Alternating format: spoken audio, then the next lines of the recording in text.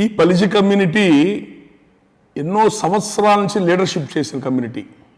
ఎప్పుడు కరప్షన్కి పాల్పడటం, డబ్బులు దోచుకోవటం, మన ఆస్తులు పెంచుకోవటం, ఇలాంటి పనులు ఎప్పుడు మన కమ్యూనిటీ చేయాల. బలిజ కమ్యూనిటీ అట్లాగే మిగతా కమ్యూనిటీస్ ఎవరితో ఎప్పుడు ఎటువంటి విభేదాలకు వెళ్ళా, ఎవరితో గొడవ పడలా, ఎవరిని అణిచివేయలా, ఎవరిని ఇబ్బంది పెట్టలేదు, అందరినీ కలుపుకొని సొసైటీలో ముందుకెళ్ళింది. ఈరోజు ప్రదీప్ ఈశ్వర్కి అటు పేద కమ్యూనిటీస్ నుంచి కానీ, మైనారిటీస్ నుంచి కానీ, అందరి నుంచి కూడా మంచి సపోర్ట్ ఉంది అతనికి.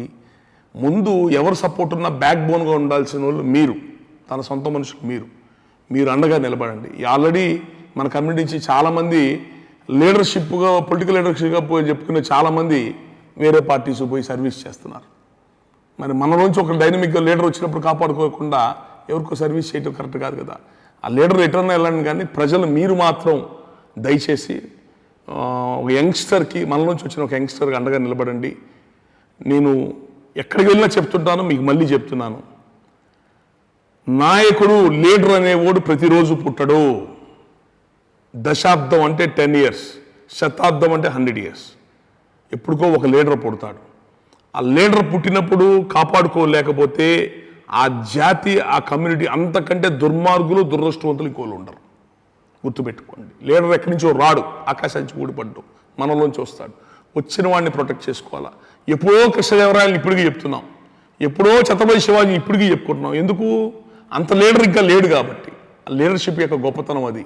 లీడర్ సరిగ్గా ఉంటే సొసైటీ బాగుంటుంది, అందరం బాగుంటాం.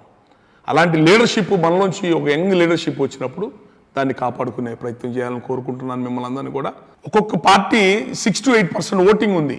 మనకి 10 to 15 సీట్స్ ఎమ్మెల్యే సీట్స్, 1-2 కూడా ఇవ్వట్లేదు. బీజేపీ 1, దట్టు బాగేపల్లి, ఎంతో ఫైట్ చేస్తే. కాంగ్రెస్ పార్టీ ఆర్వి దేవరాజ్, మన ప్రదీప్ ఈశ్వర్. జేడీఎస్ పార్టీ 3, ఆనగల్ మనోహర్ తహసీల్దార్ గారు, టుమ్కూరు వారు గోవిందరాజు గారు ఇంకొక టికెట్ ఇచ్చారు. 3 మన కేఆర్పురంలో ఇచ్చారు. అంటే ఒక్కొక్క పార్టీ నుంచి 10 to 15-20 సీట్స్ రావాల్సిన ఈ కమ్యూనిటీకి 1 or 2 వస్తున్నాయి.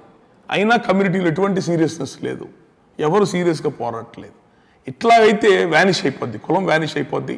దయచేసి అర్థం చేసుకోండి. అంబేద్కర్ గారు చెప్పారు, ఏ కమ్యూనిటీస్ అయితే, ఏ కులాలైతే రాజకీయాలకి, పొలిటికల్ పవర్కి, రాజ్యాధికారం దూరంగా ఉంటాయో ఆ కులాలు వ్యానిష్ అయిపోతాయి, కాలగర్భంలో గెలిచిపోతాయి ఆ కులాలు. అంబేద్కర్ గారు చెప్పారు.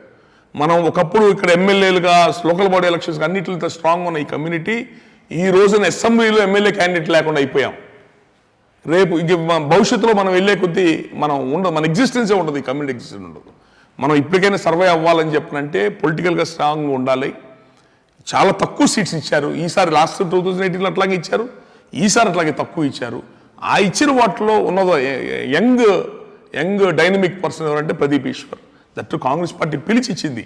స్వయం కృషితో సెల్ఫ్ మేడ్గా వచ్చి కష్టపడి పైకి వచ్చిన వ్యక్తి. ఇలాంటి యంగ్స్టర్కి ఇద్దాం.